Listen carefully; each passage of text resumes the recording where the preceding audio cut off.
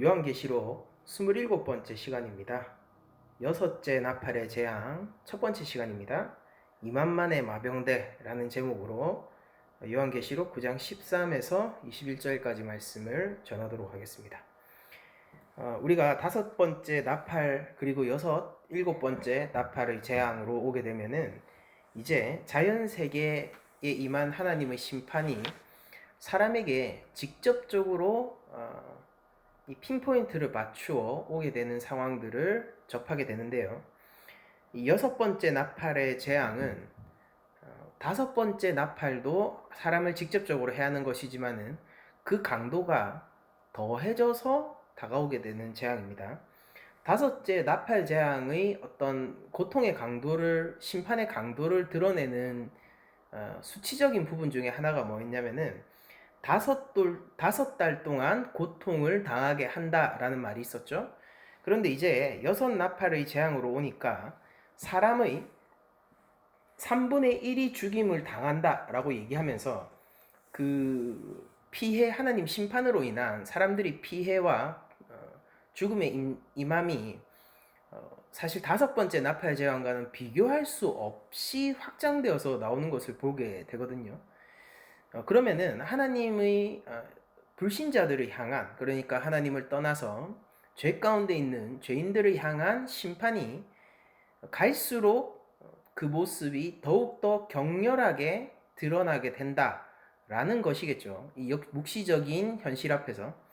그러니까 하나님은 시간이 갈수록 사람들에게는 이렇게 보여주고 있어요. 과거에는 하나님이 있다라고 사람들이 믿었고 신이 있다라고 믿었지만은 우리가 더 이상 이전과 같이 신이 있다라고 믿던 그런 정근대적인 시각을 떠나서 이제 우리는 과학도 있고 기술도 있고 사람들의 진리도 있기 때문에 우리 인간이 만든 진리 안에서 이 하늘을 바라보니 하나님도 없고 신도 없고 이전과는 다르게 하나님은 점점 우리 인간들 사이에서 약해져 간다. 신이라는 관념 그리고 종교라는 것 자체가 인간에게서 약해져만 간다라고 생각을 하고 있지만은 우리가 다섯 나팔, 여섯 나팔의 어떤 묵시적인 현실의 모습을 볼 때 오히려 하나님의 심판과 진노는 더욱더 그 모습을 드러내 가고 있고 우리 일반적인 사람들의 생각과 인지 상태와는 다르게 실제 묵시적인 현실은 더욱더 짙게 깔려가며 하나님의 심판은 더 커져간다라는 사실을 오늘 본문을 통해서 알 수 있을 겁니다. 그러니까 이제 다섯 번째 나팔보다 여섯 번째 나팔의 재앙에서 하나님의 심판이 더욱더 짙게 드러나게 되고 우리가 이거 여섯 번째 나팔 재앙을 한 세 번에 나눠서 볼 텐데요. 그 이후 일곱 번째 나팔의 재앙이 도래하게 되면은 이제 그때는 더 크게 하나님의 심판이 그 모습을 드러내게 됩니다. 자, 한번 보도록 하죠. 오늘 본문을 보시면은 여섯째 천사가 나팔을 불매라고 얘기하면서 이제 여섯 번째 나팔이 불리는 상황이 오게 됩니다. 그때 요한이 들었어요. 내가 들으니 라고 얘기하면서 보고 듣는 와중에 무엇을 보고 들었느냐? 하나님 앞 금제단 넷불에서 한 음성이 났다 라고 얘기를 합니다. 여러분들 이거는 요한계시록 그 6장에서 나왔던 바로 그 하나님 앞에서 신원하고 있는 백성들이 모여 있는 장소고 그리고 요한계시록 8장에서 나와 있는 것처럼 하나님 앞에 제단과 금 향로가 합쳐진 바로 그 제단을 얘기하고 있는 거겠죠. 자, 요한계시록 6장 10절을 제가 먼저 읽어드리면은 이 성도들이 이렇게 하나님 앞에서 하나님의 그 눈앞이에요. 하나님의 앞에서 이렇게 외칩니다. 큰 소리로 불러 이르되 거룩하고 참되신 대주제여 땅에 거하는 자들을 심판하여 우리 피를 갚아주지 아니하시기를 어느 때까지 하시려 하시나이까? 라고 하나님 앞에서 자기의 억울함을 호소하고 있죠. 즉 하나님께 신원하고 있습니다. 그리고 계시록 8장 1에서 3절을 보면은 일곱째 인을 떼실 때에 하늘이 반 시간쯤 고요하더니 내가 보매 하나님 앞 일곱 천사가 서 있어 일곱 나팔을 받았더라. 이렇게 일곱째 인을 떼시고 일곱 나팔을 받게 되는 그 전환의 순간에 요한계시록 8장 3절에서 이렇게 고백합니다. 또 다른 천사가 와서 제단 곁에 서서 금 향로를 가지고 많은 향을 받았으니 이는 모든 성도의 기도와 합하여 보좌 앞 금 제단에 드리고자 함이라 라고 얘기하면서 바로 번제단과 우리가 향단이죠. 향단이 지성소 안에 있는 향단이 합쳐진 그림으로 요한계시록 8장에 나오는 것을 보았습니다. 바로 이 제단은 무엇이냐면은 성도들의 앞선 계시록 6장에서 나왔던 성도들이 신원하는 기도가 하나님 앞에 상달되는 바로 그것이 이 하나님 앞에서 제단이죠. 그런데 그 제단 앞에서 한 음성이 나온다라고 이야기하는 것은 바로 성도들의 기도에 대한 응답이라는 의미입니다. 그런데 특별히 그냥 제단에서 음성이 난다라고 얘기하는 게 아니라 하나님 앞 금제단 내 뿔에서 음성이 난다라고 해요. 그럼 여러분들 우리들은 출애굽기에서 이미 성막의 설교를 들었던 사람들이잖아요. 그러면 제단의 뿔이라는 것은 그때 무엇을 의미했습니까? 바로 성경에서 뿔이라고 하는 것이 강력한 힘, 권능, 그래서 강력한 왕권 이런 것들을 뜻했던 거죠. 그러면은 이 하나님 앞 금제단 내 뿔에서 한 음성이 난다라는 이 상징을 해석해 보자면 이런 거예요. 성도들의 신원하는 기도에 하나님이 응답하시는데 어떤 것으로 응답하신다고요? 강력한 힘과 권세로 응답하시고 계시다라는 뜻이겠죠. 그래서 여섯 번째 나팔의 재앙은요, 바로 이걸 생각해야 돼요. 계시록 6장 10절 다시 한번 읽어드릴게요. 거룩하고 참되신 대주제여, 땅에 거하는 자들을 심판하여 우리 피를 갚아주지 아니하시기를 어느 때까지 하시려 하나이까? 라고 얘기하면서 이 땅에서 하나님의 백성들을 죽이고 순교의 현장으로 밀어넣게 하는 이 세상을 심판하는 것에 대한 응답이겠죠. 그런데 강력한 힘과 권세로 응답하신다라는 것은 이 땅 가운데 그만큼 강력한 심판이 내려올 것이다 라는 의미일 것입니다. 자, 그러면은 이 성도의 기도에 대한 신호에 대한 응답의 차원에서 여섯 번째 나팔의 재앙이 이 땅 가운데 오게 되는데 그 모양이 이래요. 나팔 가진 여섯째 천사에게 말하기를, 바로 이게 하나님의 음성이죠. 여섯 번째 천사에게 이렇게 명령합니다. 큰 강 유브라데에 결박한 네 천사를 놓아주라 하매 네 천사가 놓였으니 그들은 근년 월 일시에 이르러 사람 3분의 1을 죽이기로 준비된 자들이더라 라고 얘기를 하고 있습니다. 여러분들 여기서 나오는 네 천사는요, 7장에 등장하는 하나님의 심부름꾼, 충실한 심부름꾼으로서의 네 천사와는 다른 존재예요. 7장에 등장하는 네 천사는 땅에 네 바람이 불어가지고 하나님의 백성들을 해하는 것을 막기 위해서 파송된 천사라고 한다면은, 그래서 땅끝 네 귀퉁이에 바람을 붙들고 불지 못하도록 지키는 역할을 하는 것이죠. 그런 수호하는 역할을 받은 것이 7장에 나오는 천사라면은 오늘 본문의 천사는 결박하고 있는 천사입니다. 그러니까 하나님이 지금 뭔가 이미 벌을 내리고 있고, 예를 들면 이런 거예요. 감옥에 갇힌 죄수를 일시적으로 풀어주는 듯한 그런 모습을 가지고 있는 천사라는 거죠. 즉 하나님이 대적입니다, 이것은. 그러면은 왜 네 천사를 놓아주느냐? 바로 이 네 천사는 그거죠. 앞에서 네 뿔이 이 동서남북 이 세상을 뒤덮는 권세라고 한다면은 이 결박당하고 있는 네 천사도 이 온 세상에 영향을 미치게 될 하나님이 대적으로서의 네 천사겠죠. 그런데 그들이 어디에서부터 노임을 받습니까? 어디 있냐면은 그 결박당한 장소가 큰 강 유브라데에서 결박을 당하고 있어요. 여러분들 이게 어떤 거냐면은 유브라데 강이 창세기 2장에서 보면은 그 에덴 동산에서 발원한 네 강 중에 하나죠. 그렇게 그려집니다. 그리고 이스라엘이 국가를 세우고 자신들이 가장 국력이나 영토가 가장 강성했던 시기에 아수르와 바벨론을 가르고 있던 경계선이 유브라데 강이에요. 즉 구약을 아는 사람들에게서 유브라데 강 너머에서 하나님의 대적이 온다라고 하면은 자연스럽게 아수르나 바벨론을 떠올릴 수밖에 없는 겁니다. 그러면은 이 묵시적 현실, 이 세상 가운데 유브라데 강에서 놓인 것과 같은 아수르 혹은 바벨론 같은 천사가 온다는 건 뭐겠어요? 이거는 사람을 죽여도 끝도 없이 죽일 세력, 그런 군사적 세력, 우리의 자유와 국토를 유린해도 끝없이 유린할 그런 군사적 세력을 떠올리게 하는 장치겠죠. 그러니까 지금 이 구도는요, 전쟁을 일으키는 구도고요.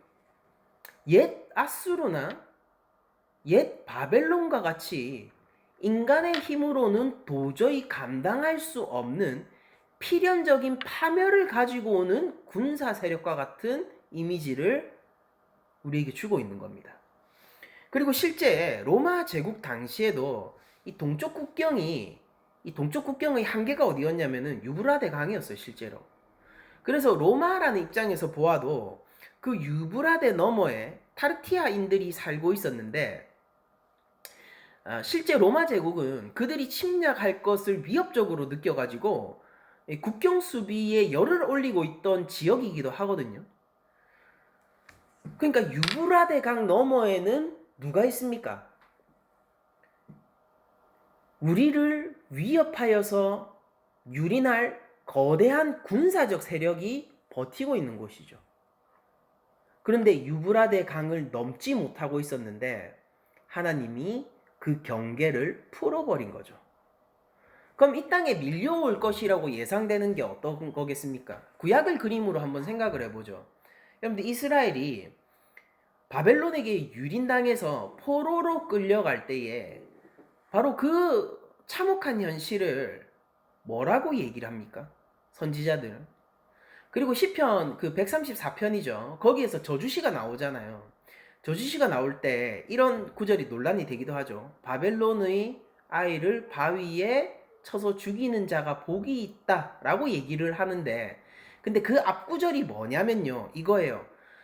바벨론이 우리에게 한 것처럼 그들에게 갚아줄 자가 있기를 원한다 라는 게 앞구절이에요. 그러니까 그 저주시의 실제 내용은 뭐냐면요, 바벨론이 나의 자녀를 바위에 쳐서 죽였다, 이것을 똑같이 갚아줄 자가 있다면 얼마나 좋을까라고 얘기하는, 이 국가를 뺏기고 영토를 유린당하고 아무 죄 없는 아이마저도 죽어야 되는 비참한 현실을 참담하게 노래하고 있는 시편 저자의 상황을 얘기하고 있는 거거든요.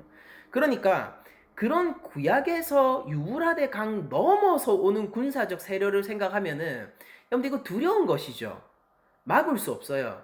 그리고 이거는요, 이 군사적 세력이 결국 우리에게 줄 것이라고는 그 어떤 복도 아니라 파멸뿐인 것이죠. 근데 이게 하나님의 심판으로서 이 땅에 오게 되는 것입니다. 여러분들 바벨론을 생각해 보면은요, 바벨론이 이스라엘을 멸망시킬 때 그들은 하나님을 따르던 민족이 아니에요. 오히려 하나님을 따르던 민족은 누구였습니까? 이스라엘이죠.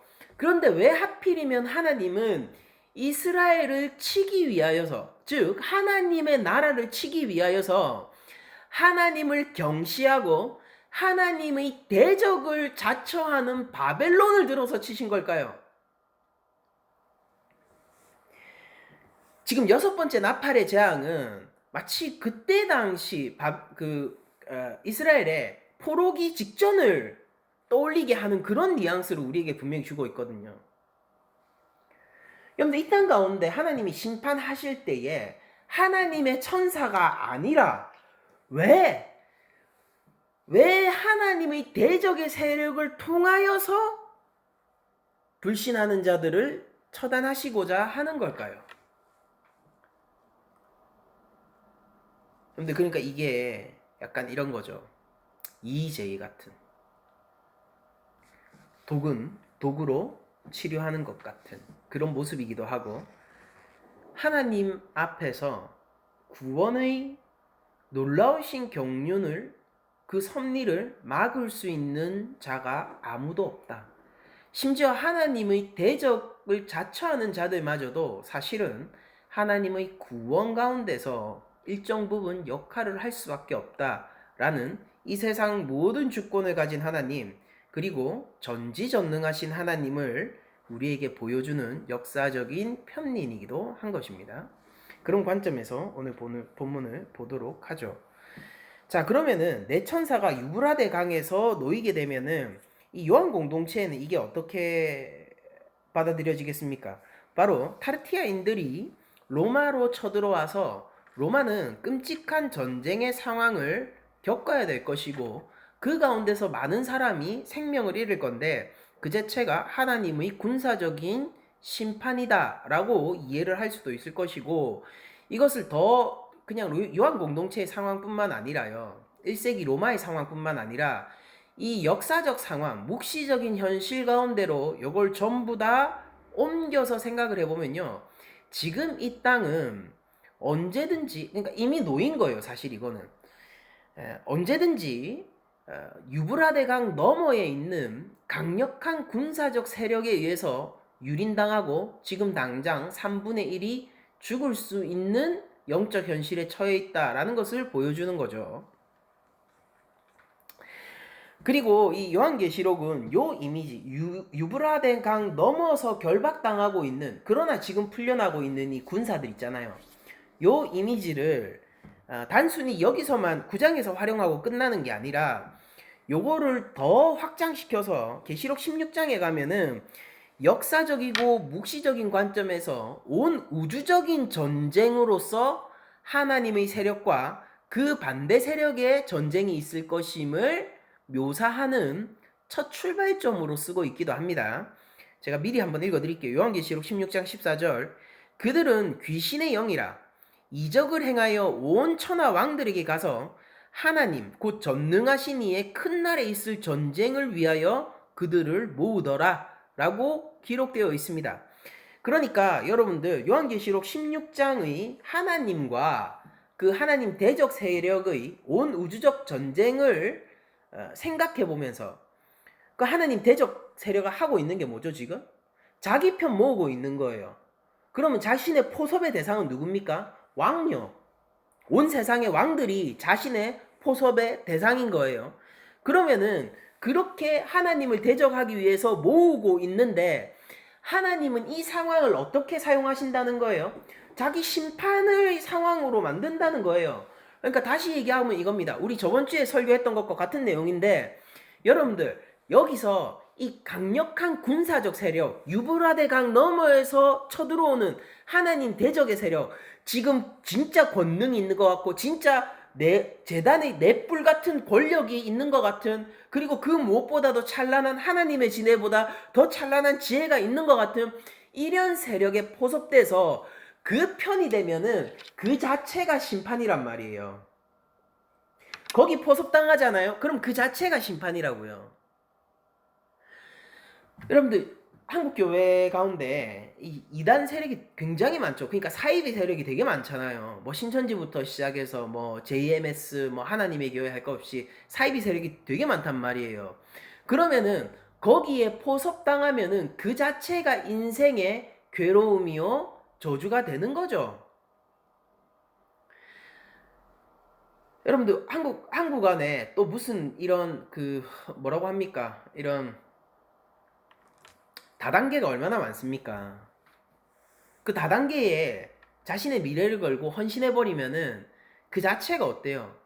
그 자체가 가망 없는 길을 가는 것이고, 그렇게 열정적으로 삶의 희망을 품으면서 나의 경제적 성공이 여기 있어 라고 하면서 신나게 사는 그 인생 자체가 지금 저주의 덫에 걸린 거잖아요. 그런 상황이 역사 가운데서도 벌어진다라는 겁니다. 온 우주적, 그러니까 마지막 날에 있을 온 우주적 전쟁, 그리스도의 승리로 이미 확정된 그 전쟁에서 예수님 반대편이 소집되고 있는데 승패가 난 전쟁이에요. 너무 어리석죠. 그런데 패전국에서 계속해서 자기 편을 모으고 있는데요. 거기 세상의 왕들이 포섭되고 있는 거예요. 그리고 그 왕 밑에 있는 여러 사람들이 그 패전국에 소속되고 있는 겁니다. 여러분들 세계 2차 대전에서 그 결과를 아는 사람이 과연 나치나 일본 편에 설 수 있겠습니까? 불가능하죠. 근데 이 땅은 그런 일들이 벌어지고 있다라는 거예요. 하나님은 그래서 거기에 포섭당하는 자들, 즉 하나님을 대적하기로 그리스도의 반대편에 서기로 한 자들을 거기에 있게 함으로써 그냥 그 자체로 심판을 이 땅에 베풀고 계신 거예요. 그리고 그 범위가 어떻죠? 3분의 1이죠. 그러나 이것은 곧 확장됩니다. 본문 안에서. 단순히 3분의 1이 아니에요. 이거 여기서 3분의 1로 안 그치니까 7번째 재앙 옵니다. 본문 보면서 제가 알려드릴게요. 그래서 그 내천사가 놓이는데 그들이 특정 일시에 하나님이 정하신 때에 그 년, 월, 일시라고 얘기했죠. 그러니까 요거는 특정한 때가 있다는 거예요. 그 때에 사람의 3분의 1을 죽이기로 준비되어 있는 자들이고 그들이 사람을 죽이는 특별한 때에 사람을 죽이는 그 방법은 뭡니까? 칼과 총으로 위협해서 그들의 생명을 뺏는 거예요? 아니에요. 자기 편 만드는 거예요. 그게 이들이 사람을 죽이는 방법이라고요. 결박되어 있던 내 천사가 나의 편으로 포섭하여서 나를 왕 만들어 주겠다. 내가 너를 왕 만들어 줄게. 내가 너를 이 땅 가운데 왕으로 세워줄게. 실제 왕으로 세우는 그것이 뭐예요? 이를 죽이는 것이란 말이에요.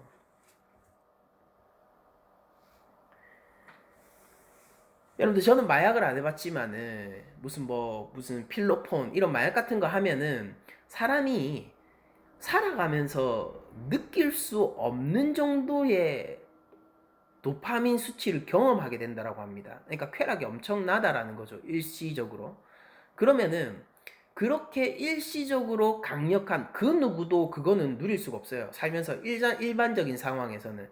그러니까 도파민이 일상적으로 나오는 최대 수치의 10배 정도가 한 번에 그냥 나온다라고 하죠. 그러니까 이거는 평생 가도 느낄 수 없는 정도의 감정의 고양감, 그런 쾌락의 경험 이런 것들이 한순간 밀려오는 것인데 그거를 누군가가 나에게 마약을 제공해 줌으로써 그 경험을 하게 하면은 여러분들 그건 나를 살리는 겁니까? 죽이는 겁니까? 그게 죽이는 거라고요. 그러니까 우리가 하나님을 떠나서 그 어떤 즐거움이 있건 그 어떤 쾌락이 있건 거기에서 어떤 삶의 깨달음이 있건 그 가운데서 어떤 삶의 성숙이 있건 그런 것들 상관없이요. 그 자체가 이 결박되어진 내 천사가 제안하는 내 편 될래? 그러면 내가 너 왕 세워줄게 라고 얘기하면서 세상의 왕들을 현혹시키는 그런 작전에서 넘어가게 된 사람이란 말이에요. 그리고 그 세력은요, 가능성 있는 세력이 아니에요. 여러분들 차라리 2차 세계대전의 나치가 가능성이 있습니다.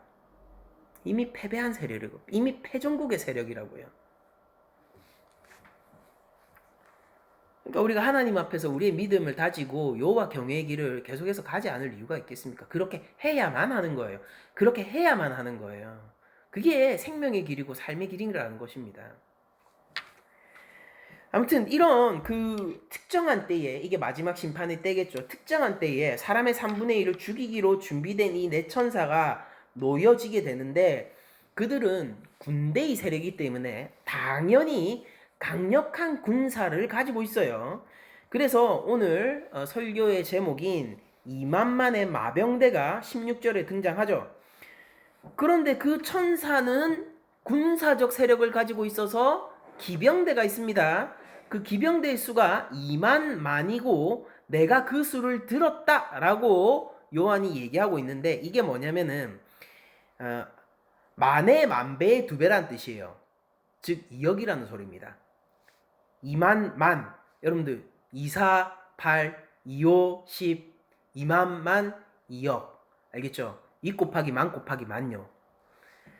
만에 만배의 두 배, 즉 2억인데 이것은 바로 하나님의 심판을 수행하는 이 땅 가운데 존재하는, 말이 좀 이상하지만은 하나님의 심판을 수행하는 하나님의 대적의 세력, 이 땅 가운데 전쟁을 일으키고 이 땅 가운데 사람을 죽이는 하나님의 심판을 이행하고 있지만은 그러나 충실한 하나님의 수하로서 하는 것이 아니라 하나님의 대적의 세력으로서 일하는 그 악의 군대가 얼마나 많은가에 대한 상징적인 숫자예요.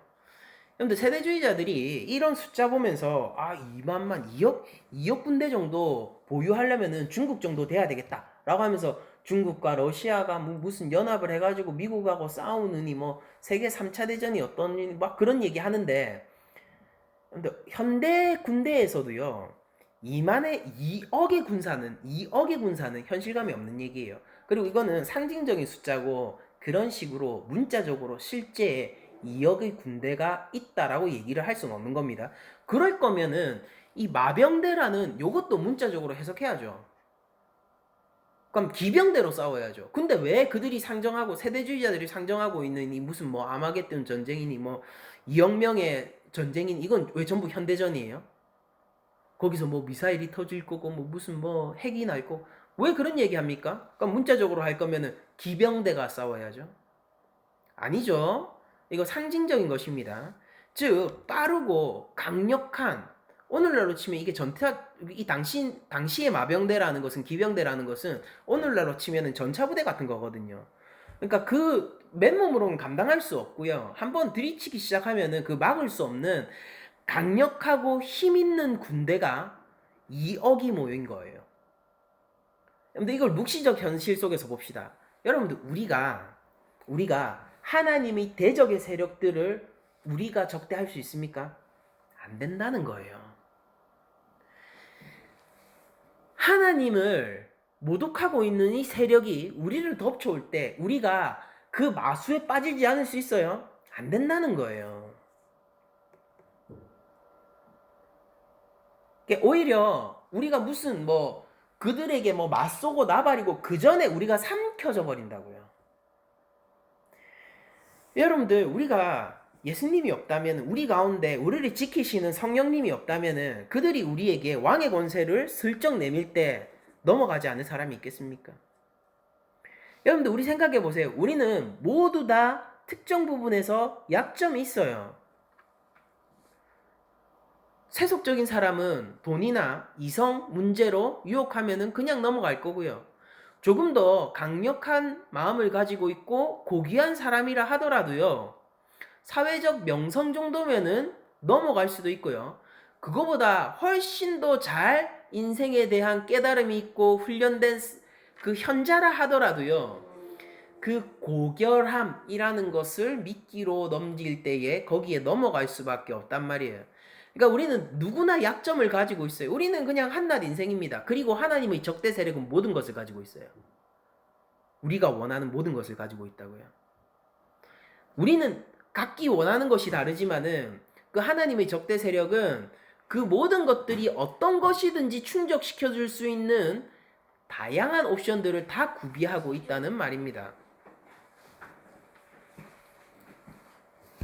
그러니까 우리가 이 2만만의 마병대를 보면서 결코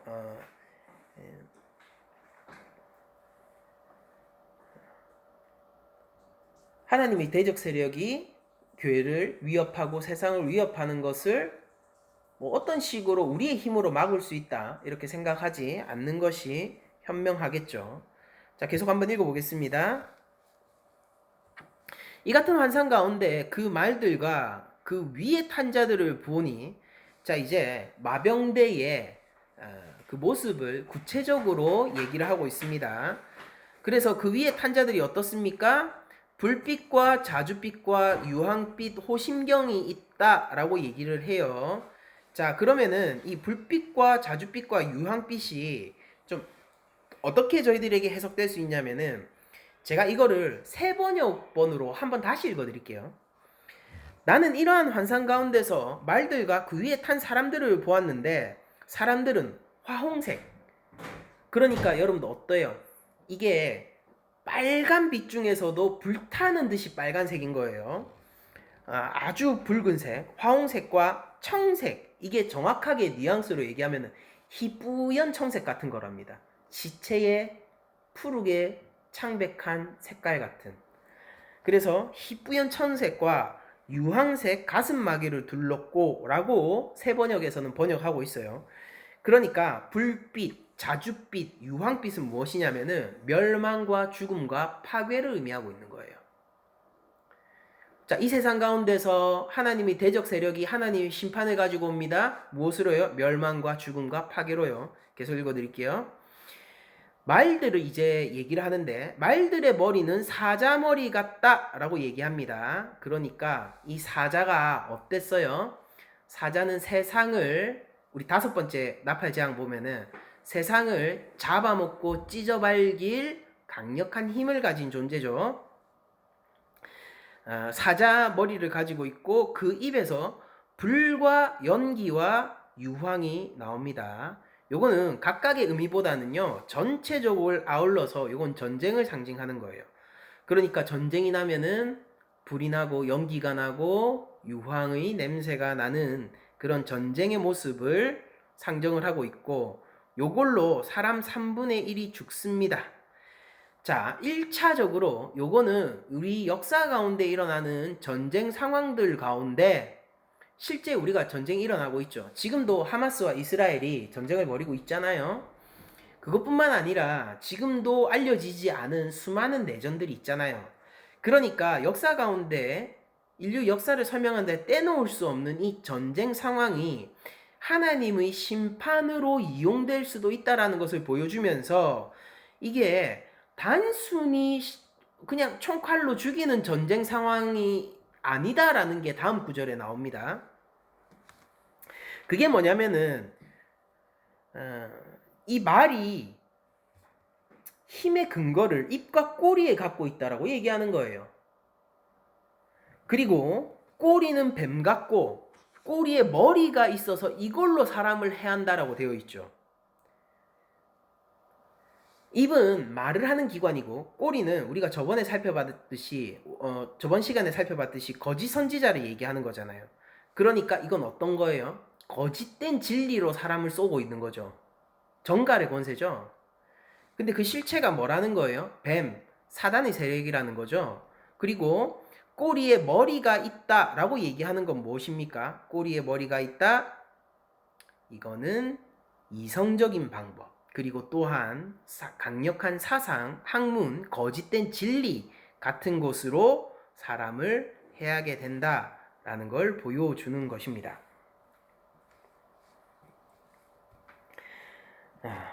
여러분도 어떻습니까?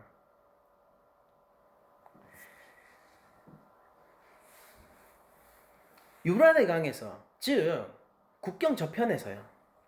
강력한 군사적 세력이었는데 그들이 일으키는 전쟁이 실제 역사 가운데서 일어나는 문자 의미 그대로의 전쟁도 포함되겠지만은 궁극적으로 어떤 전쟁을 벌이는 거예요? 말씀의 전쟁을 벌이는 거예요. 진리 전쟁이요. 진리 전쟁. 무엇으로 우리를 해하고 무엇으로 사람을 죽이겠습니까? 바로 하나님 없이도 괜찮지 않아? 라는 진리겠죠. 옛뱀이 하와에게 뭐라고 했습니까? 저거 먹으면 하나님처럼 되는 거 아니야? 먹어봐. 맛있어 보이지 않아? 예뻐 보이잖아. 저거 먹으면은 너희에게도 하나님처럼 선악을 판단하는 힘이 생기는 거 아닐까? 이 전쟁요. 그리고 이걸로 어떻게 죽이는 거예요? 아, 그렇겠네 라고 하면 죽는 거예요. 우와, 맞네. 이런 깨달음이 있었어. 죽는 거예요. 그게 그들의 창이고 그들의 칼입니다. 여러분들 이 가운데서 3분의 1이 죽게 된다고요. 불신자의 3분의 1이 죽게 된단 말이에요.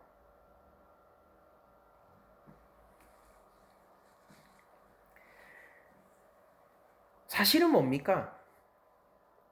다 죽어야 되는데 3분의 1만 죽는 이유는 하나님의 오래 참으심과 하나님의 긍휼 때문인 것이죠. 그래서 3분의 1만 죽는 거예요. 그럼 여러분들 이쯤 되면은 어떻게 해야 됩니까? 불신자 중 남은 3분의 2는 신자를 포함하는 게 아니에요. 불신자 중 남은 3분의 2는 당연히 어떻게 해야 됩니까? 아니 이 거짓된 진리 가운데서 죽는 자들이 3분의 1이나 우리 가운데 3분의 1이나 저것 때문에 죽으니까 우리는 어떻게 해야 되는 거예요? 그거를 반면교사 삼아 우리는 하나님께로 나아가서 회개하고 하나님의 긍휼과 자비를 입기 위해서 눈물로 예수님의 십자가를 붙들어야 되지 않겠어요? 그런데 요한계시록에 나오는 장면은 애석하게도 그들이 그런 3분의 1의 멸망을 보면서도 여전히 회개할 줄 모른다. 누가? 남은 3분의 2가. 바로 이 상황 때문에 7번째 나팔의 재앙이 오는 거거든요.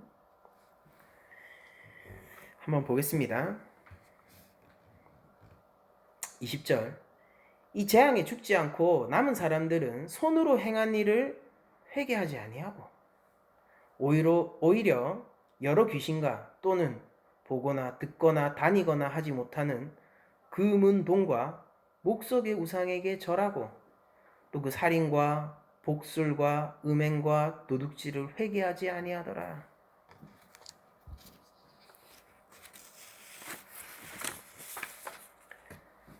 이 역사의 묵시적 현실을 제가 알려드리겠습니다.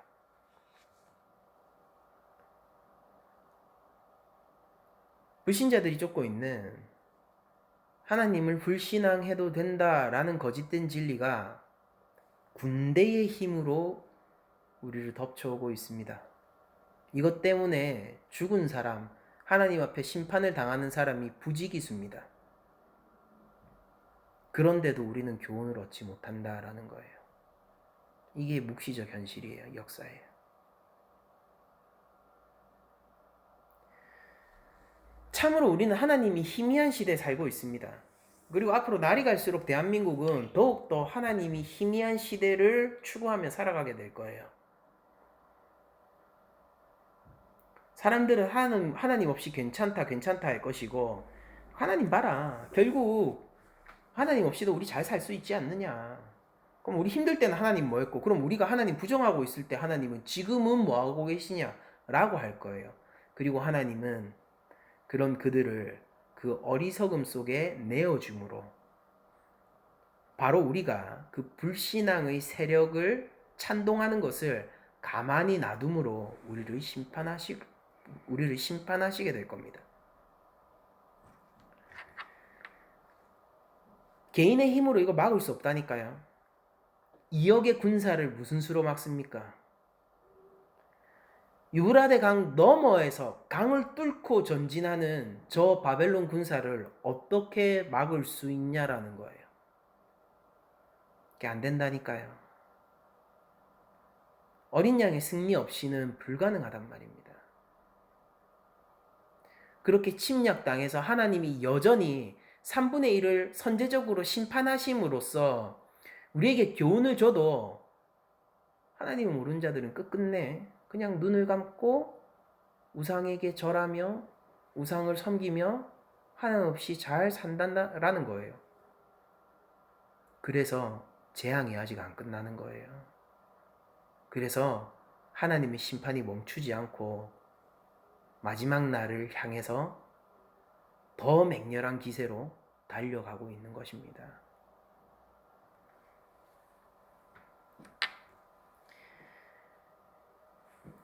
여러분들 오늘 본문의 20절, 21절의 이 말씀은요. 인간이 최후의 심판이 존재한다는 묵시적인 현실 앞에서 얼마나 우리의 본성이 희망이 없는지를 보여주고 있는 구절입니다.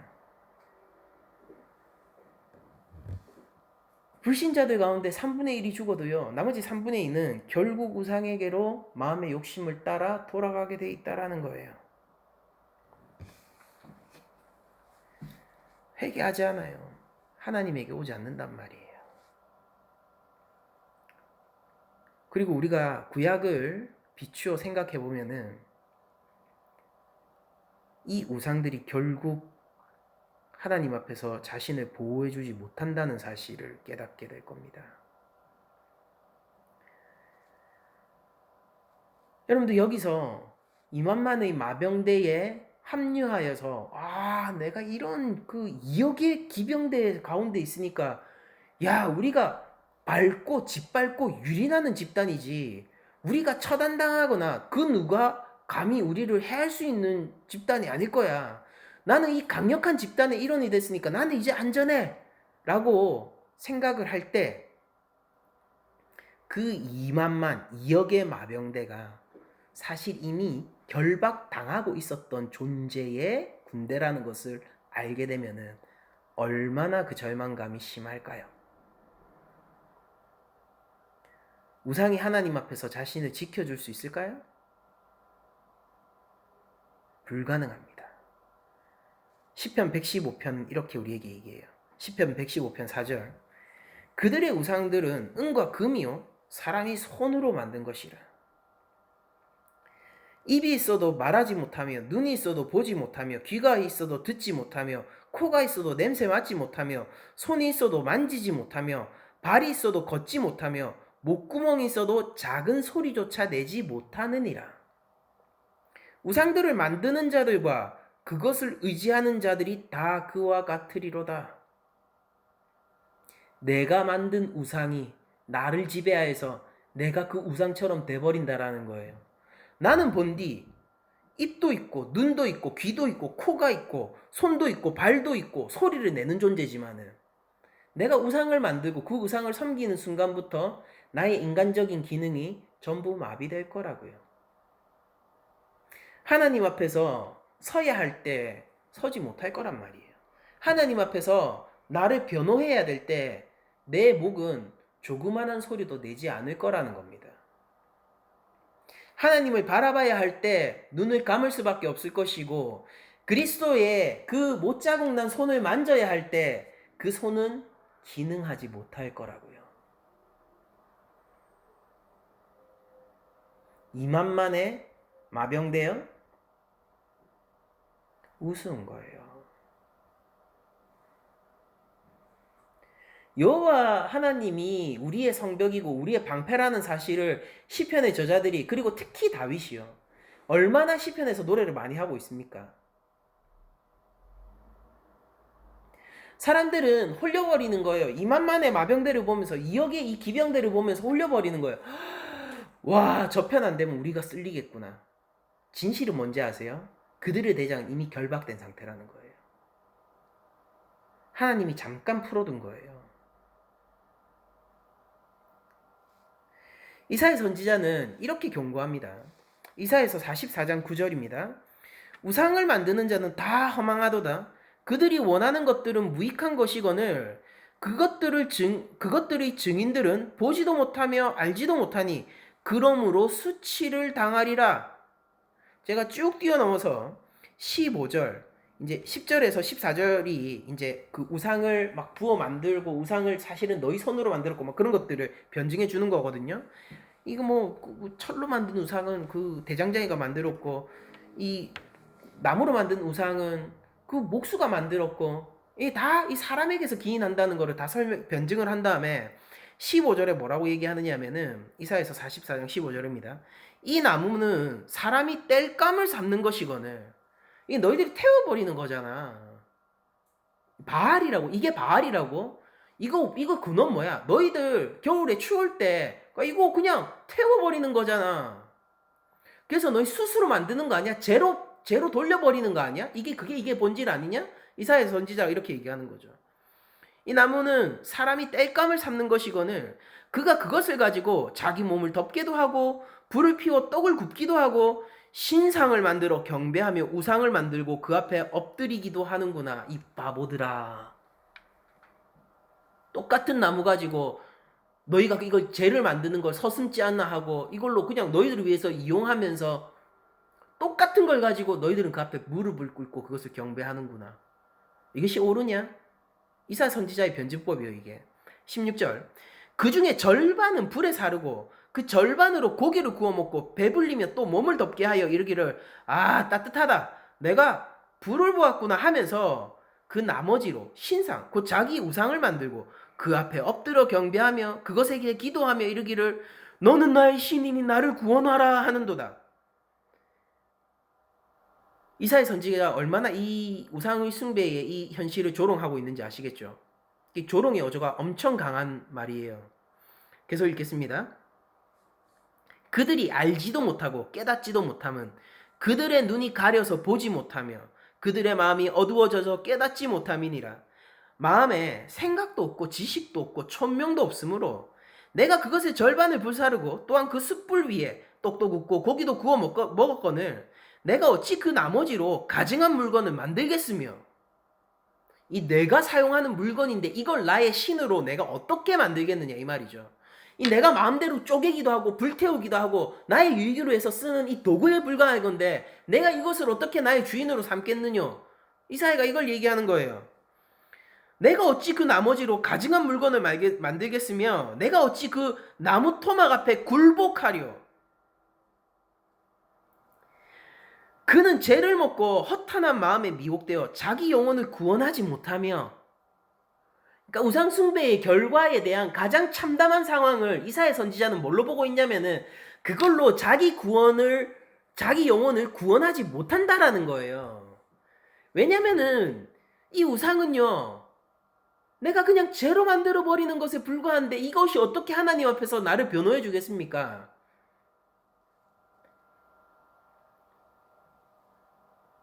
자기의 영혼을 구원하지 못하며 나의 오른손에 거짓 것이 있지 아니하냐 하지도 못하느니라.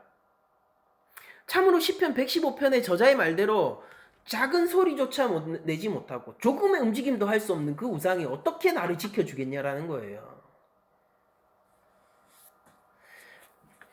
여러분들 이거는 이 우상을 섬길 때 이 영혼의 위험함은요 왕도 피해갈 수 없어요. 다니엘서입니다. 다니엘서 5장 22절 벨사살이요 왕은 그의 아들이 되어서 이것을 다 알고도 아직도 마음을 낮추지 아니하고 도리어 자신을 여기서 벨사살 왕이 나오죠. 왕이에요. 여러분들 그 계시록에서 하나님의 대적 세력이 세상의 왕을 포섭한다라고 했죠. 자기 편으로. 자 보세요. 왕이 나옵니다. 벨사살 왕이 나옵니다. 다니엘서 5장 23절 계속 읽어드릴게요. 도리어 자신을 하늘의 주제보다 높이며 그의 성전 그릇을 왕 앞으로 가져다가 왕과 귀족들과 왕후들과 후궁들이 다 그것으로 술을 마시고 왕이 또 보지도 듣지도 알지도 못하는 금, 은, 구리, 새와 나무, 돌로 만든 신상들을 찬양하고 도리어 왕의 호흡을 주장하시고 왕의 모든 길을 작정하시는 하나님께는 영광을 돌리지 아니한지라. 이 끝이 뭔지 아세요? 여기 불신앙의 왕이 나와요. 이 왕의 권력이 얼만큼 크냐면요. 성전 그릇을 자기의 술잔으로 쓸 만큼 강력한 힘을 가지고 있습니다. 이때 하나님 죽어 있는 것 같죠? 이 벨사살 왕이 2억의 마병대처럼 보이죠? 하나님 침묵하고 하나님 벨사살 왕한테 진 것 같죠? 근데 이때 무슨 일이 일어나느냐? 다니엘서 5장 24절 이러므로 그의 앞에 이 손가락이 나와서 이 글을 기록하였나이다. 이 하나님의 손가락이에요. 이 때가 있다고요. 이 때가. 그 때가 되면 어떻게 되느냐? 기록된 글자는 이것이니 곧 메네 데겔 우바르시니라. 그 글을 해석하건대 메네는 하나님이 이미 왕의 나라의 시대를 세워서 그것을 끝나게 하셨다 하며 그러니까 이미 종말당했어요. 이 왕의 시대는 이제 끝났어요. 데겔은 왕을 저울에 달아보니 부족함이 보였다 하며 그러니까 하나님이 보고 달아보고 부족하여서 끝내는데 이때 이 왕이 섬기던 그가 경배하던 신은 뭘 하고 있냔 말이에요. 침묵하죠. 맞아요. 침묵해요. 왜요? 그거는 그냥 금으로 만들었고 은으로 만들었고 돌로 만들었고 나무로 만들었으니까. 그리고 벨사살 왕은 그때 뭐합니까? 자기의 주인을 따라 하나님 앞에서 침묵할 수밖에 없죠. 여러분들 이 시대가 이만만의 마병대로요 우리를 젖혀와요. 이거 진리 전쟁이라고 그랬죠. 하나님 없어, 하나님 안 믿어도 돼, 예수님 뭐 그냥 우리의 인류의 위대한 스승이셔, 예수님이 하나님의 독생자는 아니야, 이런 것들요. 그러니까 하나님 없이 살아도 우리 잘 살잖아. 이거 봐, 성전의 그릇으로 내가 술잔을 삼아도 하나님은 찍소리 못 하잖아. 내가 지금 다른 신을 숭배하고 경배하고 있을 때 하나님은 아무 말 안 하고, 아니 내가 오히려 다른 신을 경배하니까 더 좋은 게 많이 생기네 이러고 있잖아. 봐, 이게 하나님을 믿는 게 옳은 거야? 바로 이런 시대요.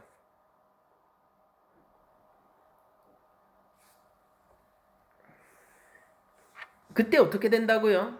사람들은 이 2억의 기병대가 너무 대단해 보여서 거기에 쏘여버린단 말이에요. 거짓된 말과 진리와 그 이성 가운데 녹아버린단 말입니다. 그런데 우리 예수 믿는 자들은 어떻게 해야 되는 겁니까? 거기에서 그것이 거짓 권세임을 알고 그것의 근본은 결국 결박당하고 있던 천사임에 불과한다는 것을 알고 승리하신 어린 양에게로 더욱더 가까이 가는 게 우리 그리스도인들의 선택이 돼야 된다라는 거예요. 여러분들 이 시대에 가장 강력한 우상이 뭐예요? 돈이죠, 돈. 돈이에요. 여러분들 저희 선배 목사님들이 얼마나 이 강력한 우상 앞에서 녹았는지 아세요? 여러분들 우리의 형제 자매들이 지금 이 시대에 이 강력한 우상 앞에서 얼마나 많이 녹고 있는지 아시냔 말이에요. 주님을 위해 삶을 헌신하는 자를 즐거워하는 것보다 우리 솔직히 돈 많은 자를 가까이 하려고 하는 거잖아요.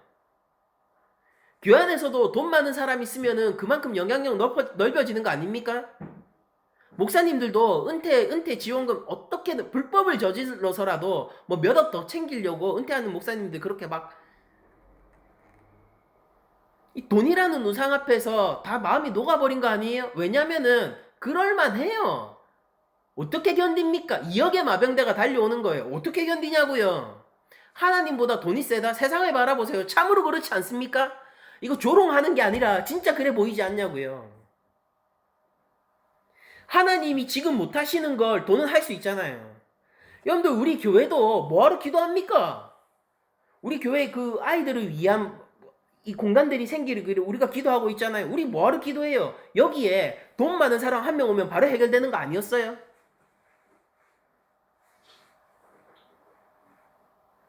하나님은 침묵하고 하나님은 힘이 없는데 돈 많은 사람은 즉각적으로 힘을 발휘하고 즉각적으로 영향력을 발휘할 수 있는 것처럼 보여지지 않느냔 말이에요. 여기서 우리가 어떻게 마음이 안 녹느냐 말입니다. 어떻게 마음이 안 녹고 그 입술의 진리와 그 꼬리에 달린 머리에 굴복하지 않을 수 있냔 말이에요. 근데 문제는 이거예요. 그 사람들이 찍어낸 지폐 그리고 사람들이 구축한 인간으로부터 나온 이 경제 시스템 이 가운데 우리 통장에 찍힌 숫자들 이것이 하나님의 심판 앞에서 우리를 변호해주고 지켜줄 수 있습니까?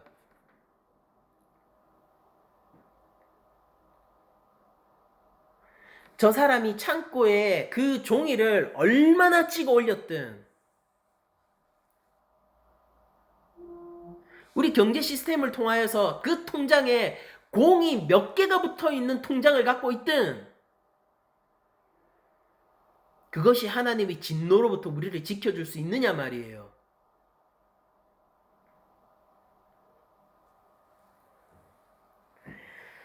거룩하신 하나님이요. 오늘 본문에 나오는 전쟁 말고요. 진짜 하나님이 자기 군대를 이끌고 만군의 여호와가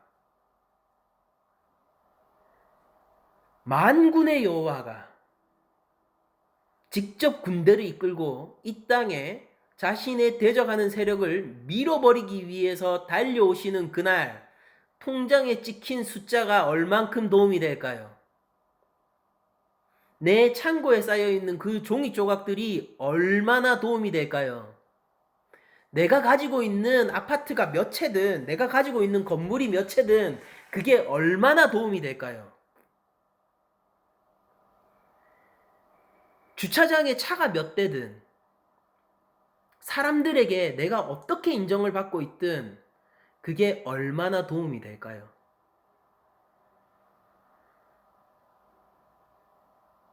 돈을 추구하다가 그 결말이 돈처럼 된다면은 그 얼마나 서글픈 일입니까?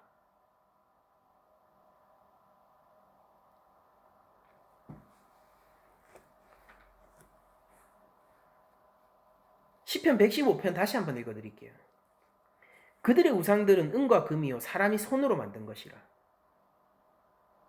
입이 있어도 말하지 못하며 눈이 있어도 보지 못하며 귀가 있어도 듣지 못하며 코가 있어도 냄새 맡지 못하며 손이 있어도 만지지 못하며 발이 있어도 걷지 못하며 목구멍이 있어도 작은 소리조차 내지 못하느니라. 우상들을 만드는 자들과 그것들을 의지하는 자들이 다 그와 같으리로다. 아멘. 하나님 믿는 게 바보 같아요? 여러분들, 저는 하나님 안 믿는 게 바보 같아요. 예수님 믿는 게 힘 없는 것 같아요? 여러분들, 저는 예수님 믿는 것만이 유일하게 이길 수 있는 길처럼 보여요.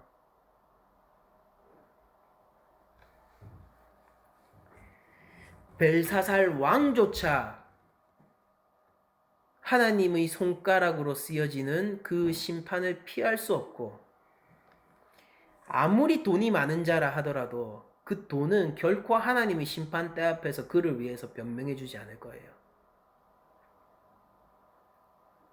하나님의 심판대 앞에서 우리를 변화할 수 있는 분은 어린 양 예수 그리스도 외에 다른 분이 계십니까? 유일한 중보자 바로 그분요. 마태복음에 이르면은 예수님이 종말의 시기를 경고하시면서 이렇게 제자들에게 가르치십니다.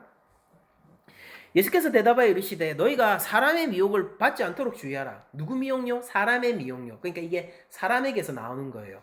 그들이 어떻게 미혹하느냐. 24장 마태복음 24장 5절. 많은 사람이 내 이름으로 와서 이르되 나는 그리스도라 하여 많은 사람을 미혹하리라. 난리와 난리 소문을 듣겠으나 너희는 삼가 두려워하지 말라. 두려워하지 말라. 이런 일이 있어야 하되 아직 끝이 아니니라. 민족이 민족을 나라가 나라를 대적하여 일어나겠고 곳곳에 기근과 지진이 있으리니 이 모든 것은 재난의 시작이라. 여러분들 보세요. 이거 진짜 이게 나팔재앙 같죠? 나팔재앙의 그 함축판처럼 보이지 않습니까? 여러분들 우리 7번째 나팔까지는 아직 안 봤지만은 이 함축된 버전처럼 보인단 말이에요. 요한복음이 요거에 대한 마치 주회를 한 것 같아요. 7나팔이. 계속 읽겠습니다. 9절. 그때 사람들이 너희를 환난에 넘겨주겠으며 너희를 죽이리니 너희가 내 이름 때문에 모든 민족들에게 미움을 받으리라. 그때에 많은 사람이 실족하게 되어 서로 잡아주고 서로 미워하겠으며 거짓 선지자가 많이 일어나 많은 사람을 미혹하겠으며 불법이 성함으로 많은 사람의 사랑이 식어지리라. 그러나 끝까지 견디는 자는 구원을 얻으리라. 아멘. 여러분들, 불법이 성한 시대, 많은 사람이 내가 그리스도다 라고 얘기하는 시대, 참으로 이제는 돈이 사람이 아니라요, 돈이 정말로 신이 돼버렸어요. 세상을 지배하는 룰, 안 되는 것을 되게 하는 권능, 우리의 기도를 즉각적으로 응답하는 손, 이 모든 것들이 돈이 돼버렸단 말이에요. 그래서 그 가운데서 거짓 선지자들이 일어나서 삶이 돈이면 해결된답니다.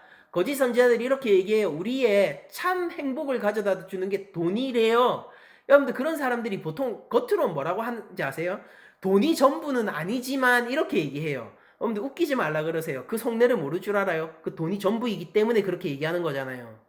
돈이 전부는 아니지만 돈이 있으면, 돈이 전부는 아니지만 돈이 있어야만, 돈이 전부는 아니지만 돈을 신처럼 여겨야지 네 인생이 해결될 거 아니니? 웃기지 말라 그러세요.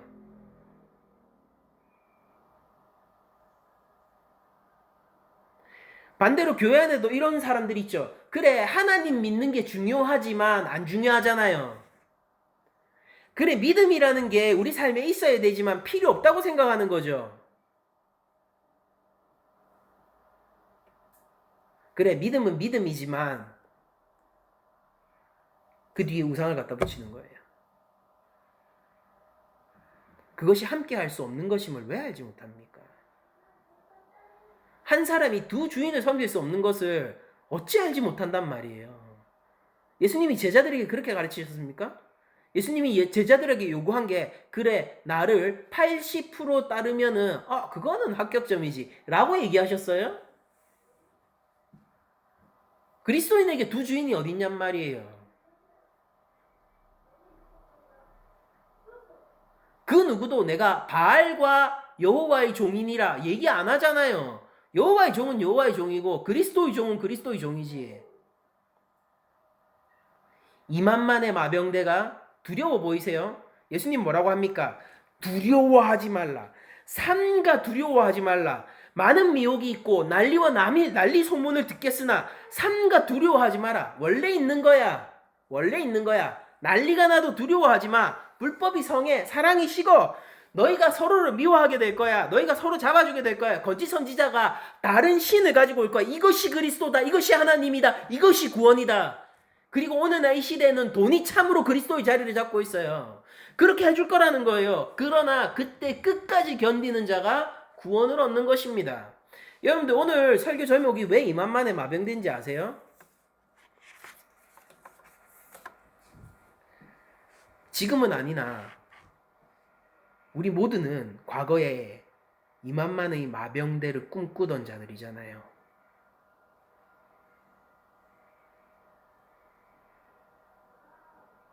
다시 그때를 돌이켜보자는 겁니다. 그때 좋았습니까? 인생 살만했어요?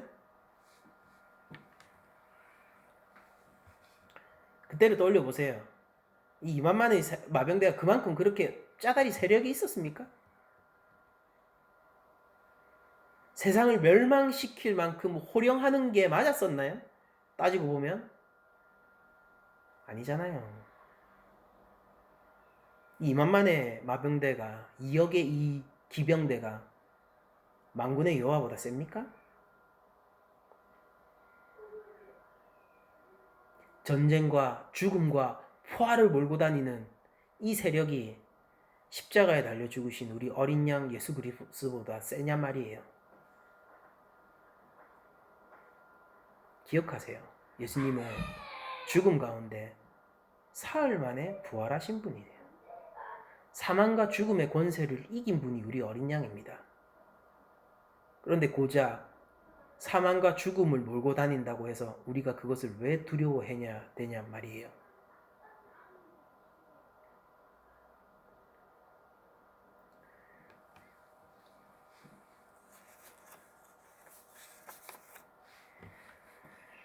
그런데 우리가 아이들을 위해서 기도도 하고 있잖아요. 하나님이 붙여주신 우리 교회 안에 있는 이 아이들, 이 영혼들,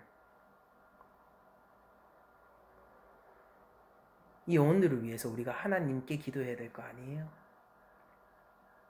우리가 공간을 구하고 있지만 공간이 아이들이 키웁니까? 하나님이 키우시는 거 아니냔 말이에요. 이 아이들이 언젠가 커서 이 어른들이 다 사라진 세상을 살아갈 때에 그들을 지키는 것이 공간입니까? 돈입니까? 잘 이루어진 교육이겠어요? 하나님이 지키시는 거 아니에요?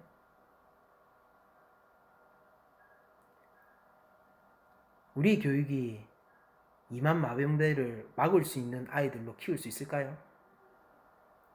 2만만의 마병대, 2억의 기병대. 우리가 교육 잘하면은 우리 아이들이 막을 수 있습니까?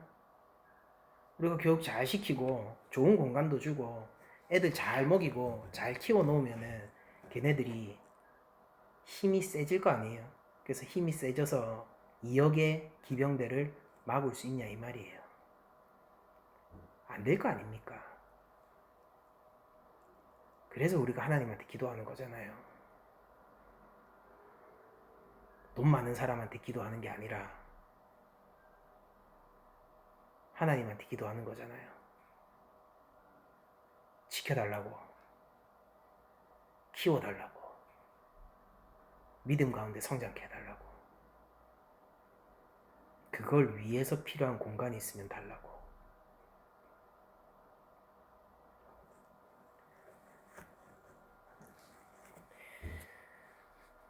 대적을 약속평가하진 맙시다.